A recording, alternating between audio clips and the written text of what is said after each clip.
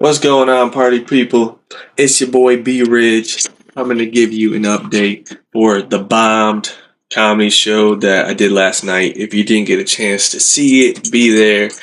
For whatever reason, uh, it's all good. So, just some context going into the show. I was asked if I wanted to do the show. I was hesitant because I was like, okay, I'm 2 years into comedy. I have not been on a lot of shows. And so now I'm going to perform in front of an audience that is given tomatoes to throw at me if they want, right? Okay, right? I decide I'm going to do the show. Don't really think about it after that. And I think it was about a month in advance that I was asked, right? So I'm not really thinking of the setup of the show. I'm just thinking, okay, I have a show I need to prepare, right? And I'd say a blessing and curse of your boy B Ridge and his comedy is I write a lot, right? I write every day. Um, Tons of great premises, concepts, ideas, but I need to spend more time mastering jokes, right? But I enjoy the creative process. I enjoy testing out new stuff. I enjoy uh, seeing what works, right? Because when it works, awesome. And when it doesn't, it's like, okay, maybe I shouldn't have done that. But whatever. Sometimes you land, sometimes you eat it. And that's just life, right? So, long story short, I prepared all new jokes for the show. And the day of yesterday, I rewrote or I reorganized almost my whole set hours before the show. So I had to memorize my jokes, practice my delivery hours before going up. It ended up being a sold out show, which is awesome. And I was totally fine, right? Like I knew I was a little bit shaky on my material, but I knew enough that I felt like I could wing it, right? Like I'd be able to remember part of the joke and just kind of riff. Right before going up, I wasn't watching the other comedians, so I don't know exactly like the type of responses they were getting. Like you could hear laughter and things like that, but I couldn't tell if it didn't seem like they were getting pelted with tomatoes, right? They could have been. I don't know. Uh, and so I'm thinking, okay, they're not really throwing tomatoes. Maybe part of my opening of my set was addressing the tomato thing, right? And I'm like, maybe I shouldn't address that because it might encourage them to then throw the tomatoes, right? I might be setting myself up for failure here because now I'm getting nervous because I'm thinking, okay, I'm really excited about some of these new jokes I wrote. I put this time in, and now I might get 6 tomatoes thrown at me and be done in a minute. And like that would suck, right? Like I got friends that paid tickets to be at the show, whatever. So now I'm nervous, right? And I get up there. I do fine. I got 2 tomatoes thrown at me. Uh, the light I got a little bit early. I don't know if that's because the 2 tomatoes or I don't know how the whole show works. It there's like a lot of uncertainty, um but I finished my set. I didn't get booed off stage. I got some laughs and I think everyone had a good time. Can I contribute that good time all to me? Probably not, but I mean, I'll take any credit where it's given. But I enjoyed it, and at first, when I was reflecting on the show, I was like, I don't know if I would ever do a show like that again, right? Because I'm not really into like roast battle type stuff or like things like that. But now that I've had a chance to do the show, I think I would do something like this again because what a challenge. Like now, like I definitely would go in with jokes I knew worked and I've done before in the future. But I mean, just like the anticipation of like, you really don't know. Like, people could just be drunk and want to throw stuff at you. Or, you could kill it like, there was other comedians on the show that absolutely killed it. And so I think it's a good challenge. And for any like new comedians that are around the area and if you get a chance to be on the show, I say go for it.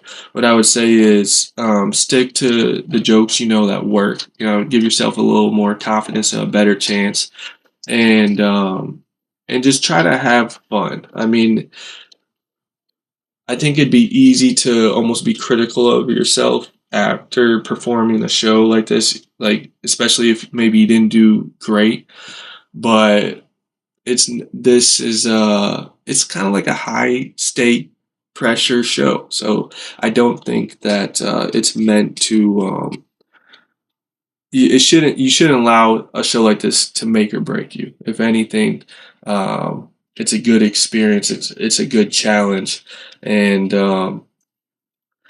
man, uh, it's interesting. But yeah, I just wanted to give y'all an update since I was advertising for the show. Thank you everybody that came out. Thank you, even if you wanted to come out, couldn't show up. Hey, thanks for even thinking about it, and thanks for being part of my comedy journey.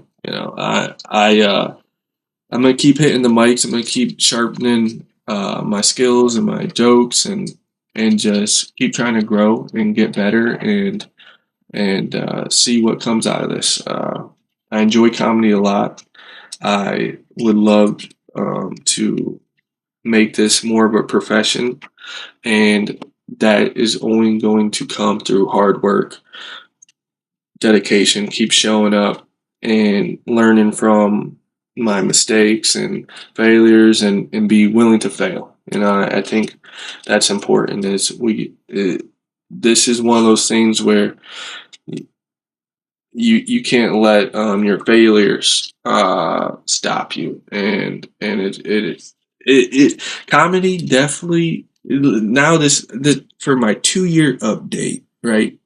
Comedy feels a lot like natural selection, survival of the fittest, and I think there's a lot of luck and skill and talent that goes into people's success.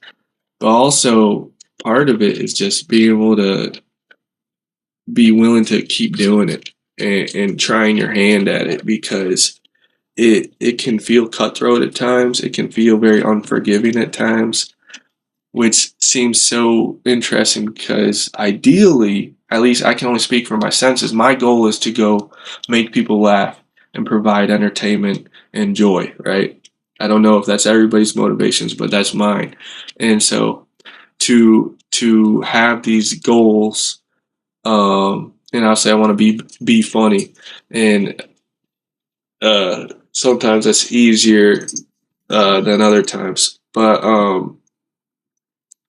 that it's interesting to have that type of goal and then maybe feel like punished for even trying, right? It's like public, I don't even know, but you guys know what I'm talking about. Yeah, I just want to update y'all on the show, and thanks for tuning in. Thanks for the support, and thanks to the Attic for throwing the show, and Neff asked me to be on it, and all the other comedians that were part of it. And until next time, I'm out. All right, guys, get loud, get ready for the very funny Brendon Ridge.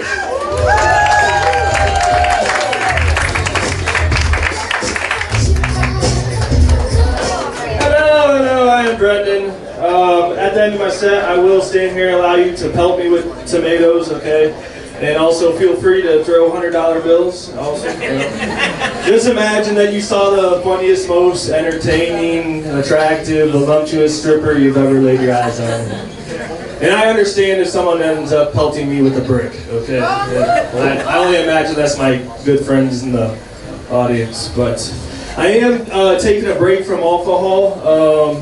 I don't get, for spiritual reasons, you know, I don't get drunk often, but when I do, it's an adventure. You know, I grew up Irish Catholic, and our true religion really was AA, Alcoholics Anonymous, you know.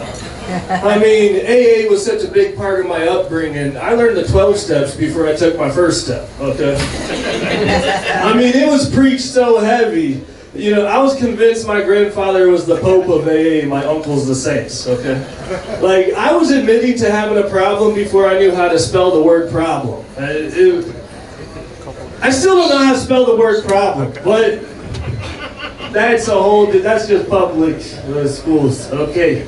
And that's all right. You know, and now that listen, I'm gonna talk a lot about why I quit drinking, and I don't want to get it twisted. I am not trying to shame anybody, and I'm not trying to convince you to quit. Actually, I'm trying to do the opposite. I need y'all to buy as much alcohol from the bar as possible. Okay? Yeah. Because here's the thing is, tonight I'm addressing my problems. You may have a drinking problem, but it's not about you tonight. Tonight we're going to pretend you're all functional alcoholics, okay? They tip very well. So, but I started going to Catholic Mass, and they do communion at Mass. You know, they give out the bread and the wine, and my alcoholic brain was like, you know, I don't think I want to drink. Let me restart. I started going to Catholic Mass, all right, where they give out the bread and the wine. And I'm a germaphobe. And I was like, I really don't want to take that bread out of the priest's hand because I don't know where his hands have been. And historically, they've been in some pretty questionable places, you know. All right. But my alcoholic brain was like, listen, Brendon, you have bread and wine at home. You could do communion at home, you know? I was like, yeah, okay. But I started treating communion like Christ's symbolic blood drive, you know? Instead of taking a sip of wine, I'm collecting quarts and pints. Yeah. Instead of asking God to bless the cup, you know, I'm asking him to anoint the whole bottle. Yeah. So long story short, I had to start treating communion at home like a custody agreement. You know, I only get it once a week, and it has to be supervised. So, yeah, it's a good time. A fun part of my drinking adventures is reading all the messages I sent women the next day. You know. I would get drunk, I'd just be laying there going through online profiles, texting the first thing that comes to mind, you know. Let's get married. Nice boobs. You know? I'd lick your butt. You know, just, you know, I'm sure one day women will appreciate it. You know?